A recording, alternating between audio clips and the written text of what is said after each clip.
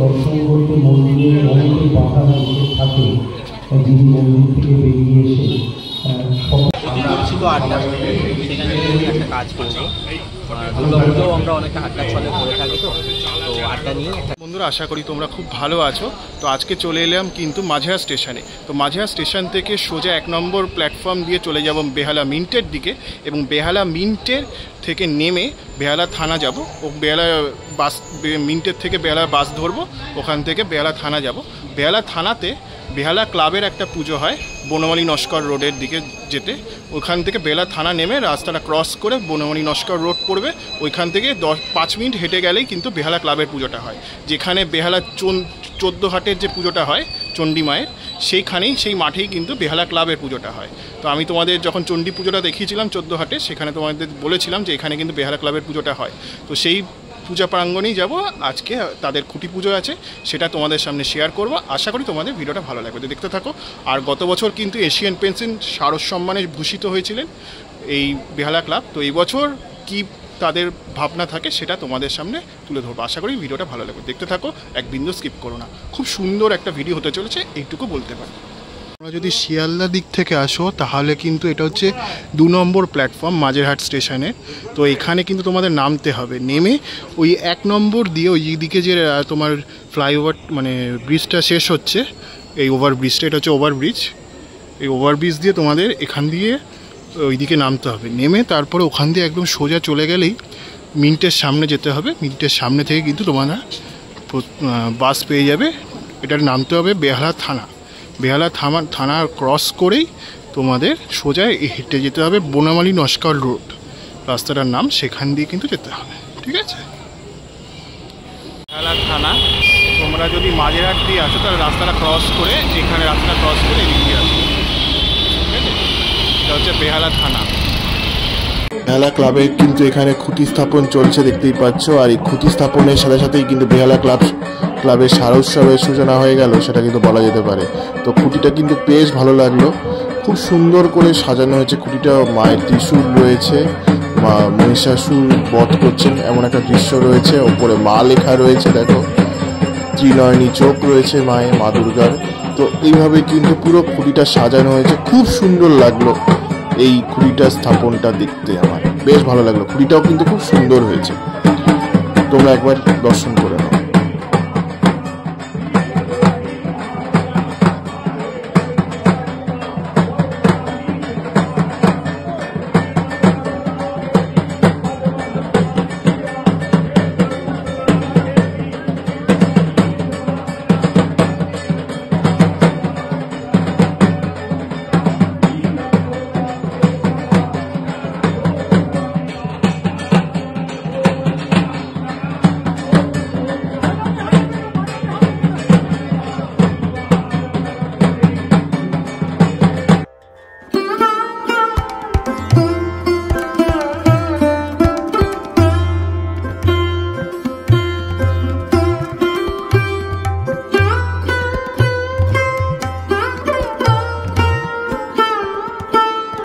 ওপরে কিন্তু একটা ঘট রয়েছে, তারপরে মা লেখা রয়েছে বড় করে,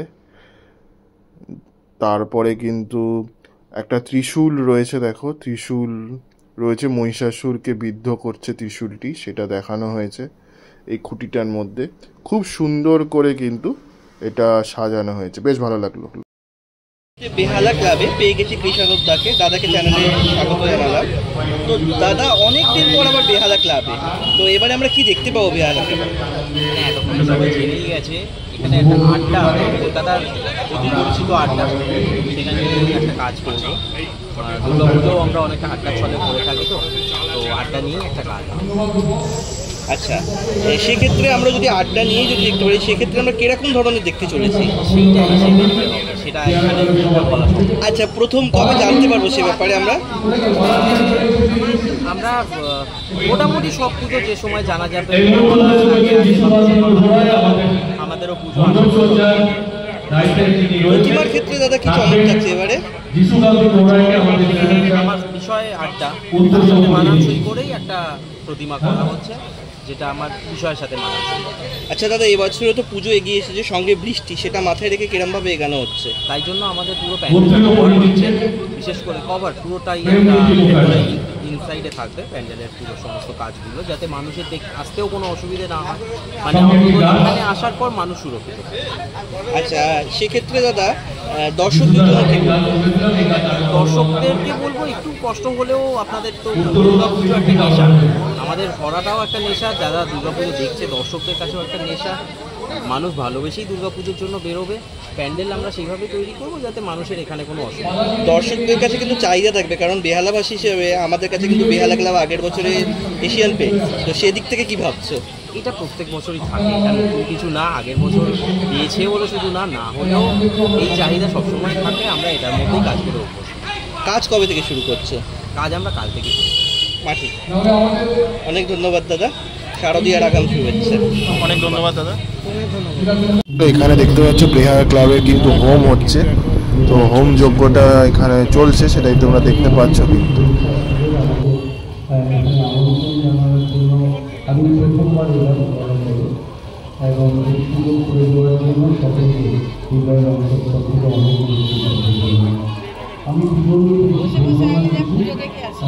এই সময় একটা জগন্নাথ মন্দির থেকে বেরিয়েছেন এবং তিনি একমাত্র সেই জগতের না, যিনি যাকে হয়তো দর্শন করতে মন্দিরে অনেকে বাধা মধ্যে থাকে, যিনি মন্দির থেকে বেরিয়ে এসে সকলকে তার দর্শন দেন এবং সুযোগ করে দেন তার রক্ষায়। তো এরকম একটা সুযোগ আমারও 2 বছর ধরে পেয়েছি, তার তৃতীয়তম বর্ষ। আমাদের কলকাতার মধ্যে সবথেকে বড় জগন্নাথের যে মন্দির আছে, খিদিরপুর জগন্নাথ সেবা সমিতি, সেই প্রভু আমাদের নন্দন পার্কে আসেন, সেটা মাসিকভাবে হয়।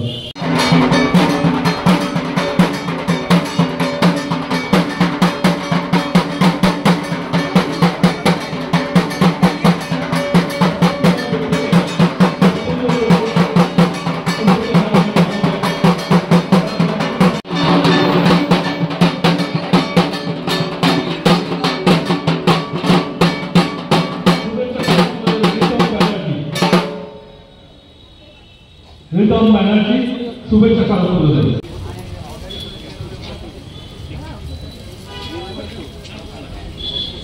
ধন্যবাদ সংস্থাকে এখানে উপস্থিত এই গ্রামের।